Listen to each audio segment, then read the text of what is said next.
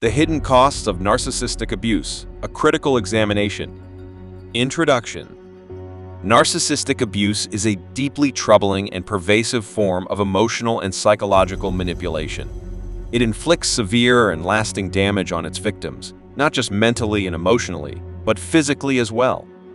In his video Mentally Ill, Bailout, Save Yourself Not Them, Sam Vaknin provides a poignant and stark portrayal of the devastating impact of this form of abuse.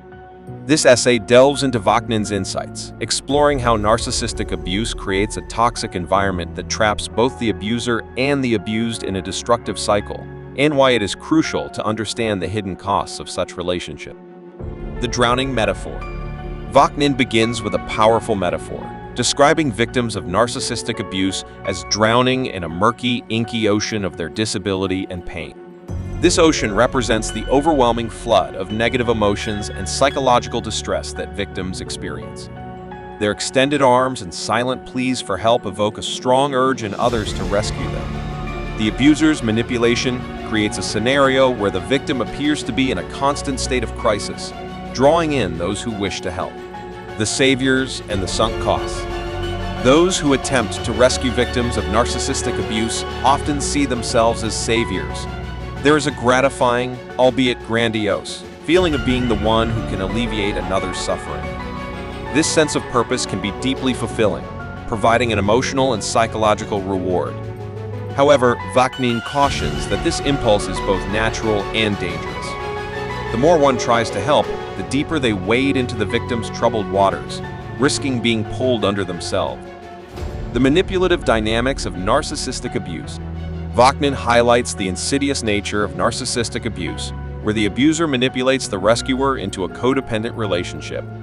This manipulation often involves emotional blackmail, guilt-tripping, and creating a sense of indispensability. The abuser's helplessness and dependency act as powerful tools to control the rescuer, drawing them further into the toxic dynamic. Emotional blackmail and learned helplessness. Vaknin explains that emotional blackmail is a primary tactic used by those with mental illnesses, particularly those with narcissistic tendencies. This can take many forms, including guilt, I sacrificed my life for you, dependency, I cannot cope without you, and shared goals. We are in this together. These tactics exploit the rescuer's empathy and compassion, making them feel responsible for the victim's well-being. Learned helplessness is another critical concept Vaknin discusses. Victims of narcissistic abuse often exhibit learned helplessness, a state where they feel unable to change their situation despite having the power to do so.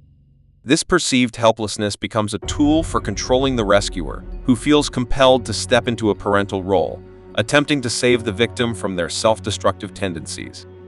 The illusion of control. Vaknin warns against the illusion of control that rescuers often develop. The rescuer may believe that their efforts can change the victim's circumstances, but this is rarely the case. Mental illness and the dynamics of narcissistic abuse are deeply entrenched, and external interventions often fail to bring about meaningful change. The rescuer's sense of responsibility and guilt can lead to a dysfunctional relationship where they feel perpetually obligated to support the victim. The cost of involvement.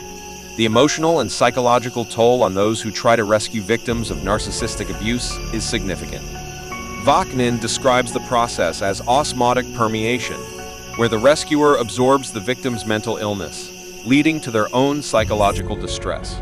This enmeshment creates a single space of mutual insanity, making it difficult for the rescuer to extricate themselves without severe emotional consequences. The importance of boundaries.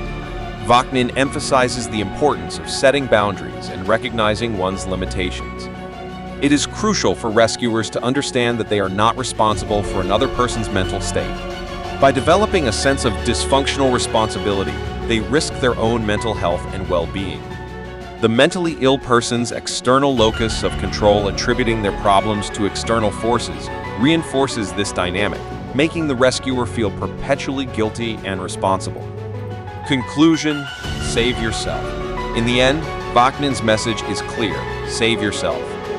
The desire to help those suffering from narcissistic abuse and mental illness is natural and commendable, but it must be balanced with self-preservation. Understanding the dynamics of narcissistic abuse and recognizing the hidden costs of involvement are crucial steps in protecting oneself from being dragged into the vortex of another's misery. By hardening one's heart and setting firm boundaries, it is possible to walk away and preserve one's own mental health and well-being. Vaknin's insights serve as a stark reminder of the complexities and dangers inherent in relationships with narcissistically abusive individuals.